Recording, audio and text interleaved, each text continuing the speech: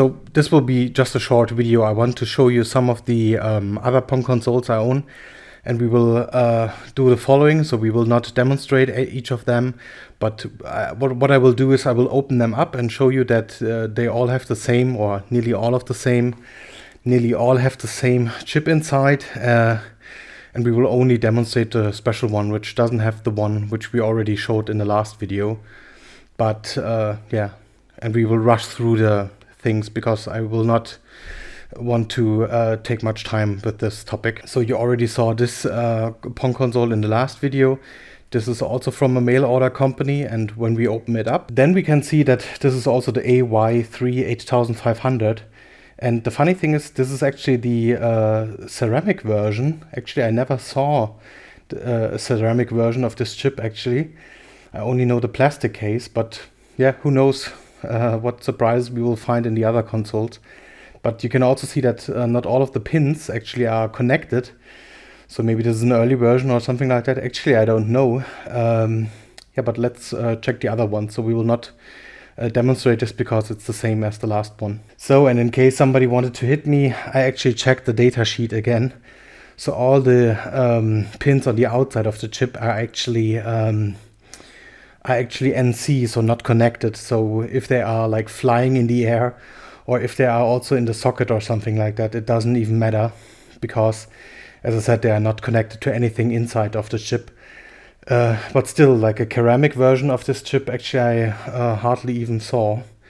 So yeah, let's continue. Jonapod Kivanok Engem Konsolenpunk nok Hivnok.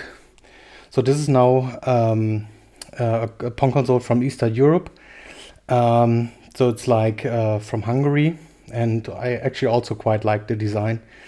But let's open it. AY3 8500. And of course what you needed to fix the Pong console, if it was broken or something like that, was a circuit diagram. So you could source some parts which you don't get in the Eastern Europe, and then you could try to not fix it, basically. Club Exclusiv 2000 in blue with 2 remote controls. AY3 8500. Interton Video 3000 in the horizontal version. AY3 8500. Interton Video 3000 in the standard version. AY3 8500. Interton Video 3000 Darth Vader version. AY3 8500. Hanimex electronic TV game. AY3 8500. Interton Video 2400. AY3 8500. Interton Video 3001. This is basically just like the color version of the Interton Video 3000. So let's look inside. When I opened up the Interton Video 3001, actually I was quite surprised, because there's like a pin compatible clone chip from the AY3 8500 inside. Actually, I never saw this chip before, so this is quite interesting, but nevertheless, it's just the same chip with the same games and everything, which was also used in a French Pong console or something like that. But other than that, it's not that special. And there were also like kits for TV sets, which you could use to upgrade the TV with the Pong game in this case, or with the Pong console. So there were different companies like this.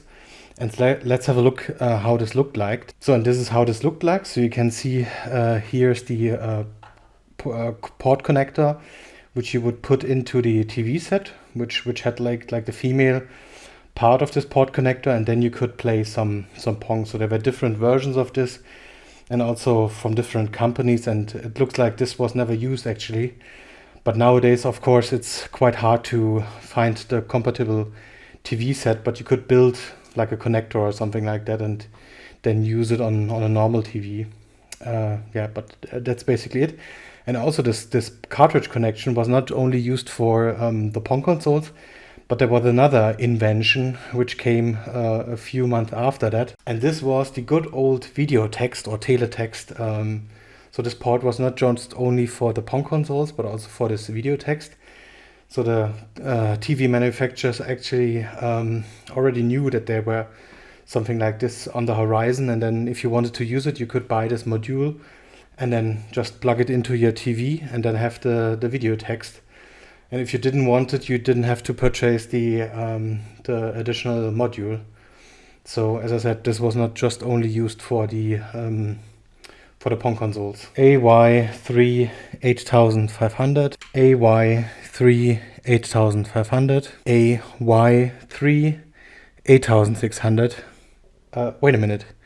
8600, so that's a different one. So that's the successor of the 8500. So you can also see that it's not just up and down, also left and right. So this, as I said, is the successor.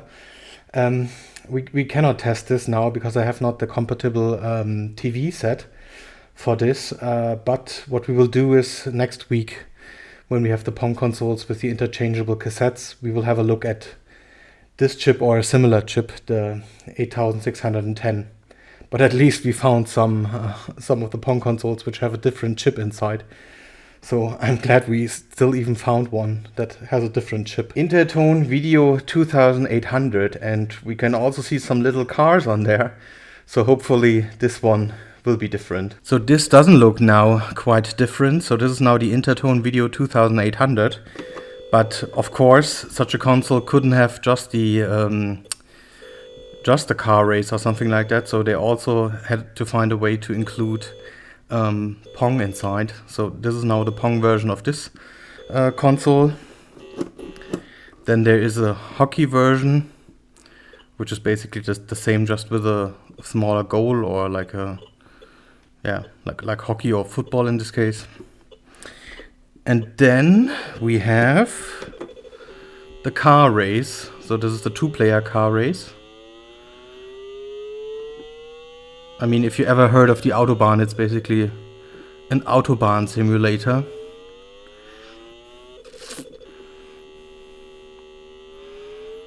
So the cars get faster and you have to avoid the cars. That's basically the goal.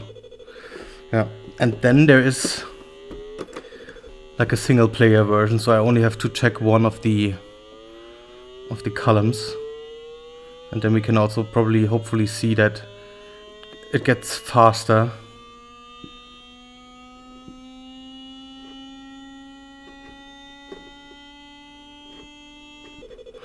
Yeah, but basically that's it.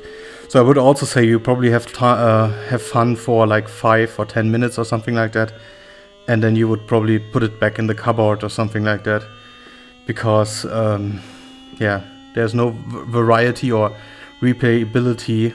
Maybe each year or for Christmas or something like that you would get it out, but other than that, yeah, there's not much replayability with this one.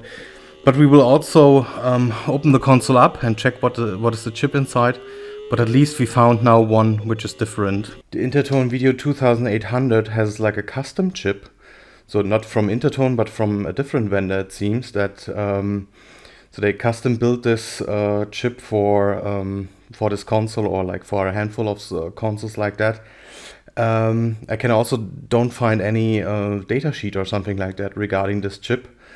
And I also have a different version of this console where this chip is just like an epoxy blob in this case. But yeah, as I said, so it's like a different chip at least. And this is how it looks like inside. Interton Video 2501 color. So you can also see it has less knobs and buttons or switches like a normal Pong console. So I also have the high hopes that it will be different, but let's see. So this is now the Interton Video 2501. And so inside is a different chip which can only produce color Pong versions. So you can see it's a little bit different. I mean, we get the flash now in this video and not in the next video. So we have color now. So we have blue as a background and yellow in this case as the two beds and the play field and the score. In the middle are some like blocks or something like that, which yeah, resemble already some kind of an early version of Breakout or something like that. Yeah, but other than that, it's not that much different. So in total, there are 3 Pong versions in this console. So when we switch to the next one, it's basically just tennis. so without any kind of like play field or something like that. And the last one is then like a version of squash, and the interesting part here is that it's like alternating every time. So now player 1 is only visible, now player 2 is only visible, so we don't have to remember which of our player is like orange or blue in this case. So only the one which is like active in this case is visible. So I also think this is quite interesting, but other than that, it's already there, and we can also reset the counter. But yeah, that's about everything about this console. But at least, again, we found another one with a different chip, and we will also open it up and check for the chip in this case. And the Interton Video 2501 color has a different chip inside from National Semiconductor, the MM57105N. And so this is generating this Farb color signal in the Farb game of Pong in this case. This was also used in a handful of other consoles, but I only kept this one from Interton. Atari Super Pong. So Atari also made a home version of their arcade machine. And for that, it's sure that there's a custom chip by Atari inside. So let's also have a look at this console then. So, and this is now the Atari Super Pong. So the first of all is normally this console is in color, but so since this is an American color console, it outputs like the NTSC format or an NTSC signal, and this TV is from the beginning of the 90s, so it cannot decode an NTSC signal, so it can only process the European PAL signals. So that's why it's in black and white in this case. So there's like a special color burst part of this signal, which the TV normally recognizes that this is like a color signal, and then it knows how to decode the colors and basically present the color on the screen. So there are different ways where you can use to get even color than for like American consoles on European TVs, or from European consoles on American TVs. So you can try to use a VCR to decode the signal between NTSC and PAL. Or the other way would be if you have like an old computer or a retro computer or something like that. If you have like a TV tuner, PCI card or something like that, normally they can also handle more than one of these color signals, so like PAL and NTSC. Yeah, but other than that, let's start a little game. So let's go to the first game. I think this is actually the one which is called like Super Pong. I would actually call it more like a reverse Pong. So the idea is that instead of like trying to return the ball, you need to get the ball through this like little gap or something like that, and then you get a point for that. Actually, I think this is quite fun, and also an interesting variation of Pong, in my opinion, at least what we saw now in all the different videos from now on. So this is game 1.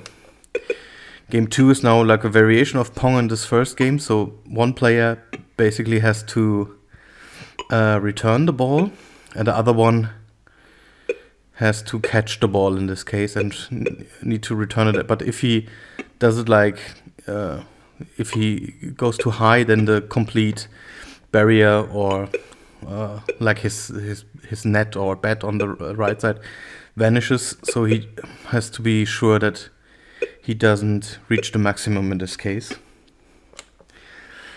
Game 3. I'm not sure if I would call this like football or something like that, just because there are 2 players on each side. So, yeah, it's like a double tennis or something like that. And game 4 is then in the end like our normal Pong again. Yeah, but other than that, it's basically the same.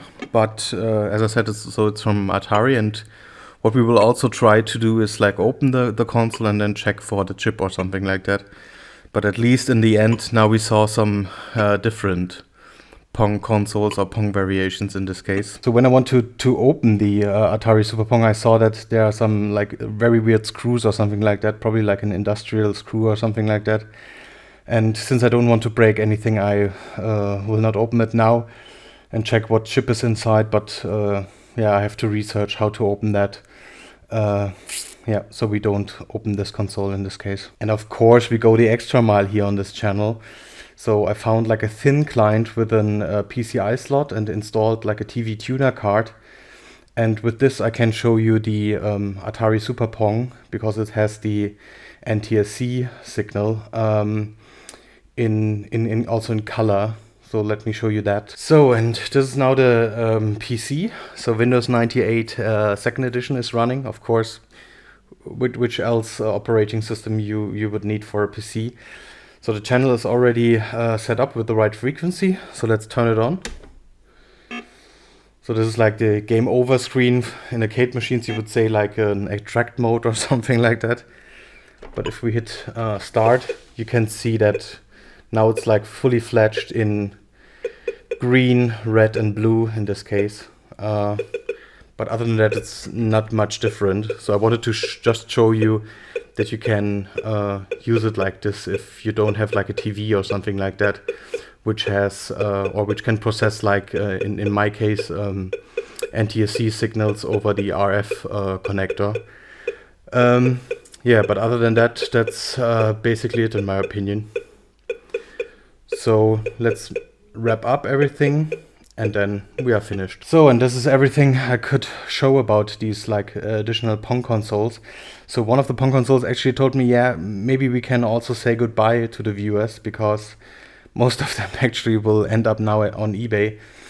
Since, I mean, you saw it, it's like always the same chip with different plastic cases or something like that.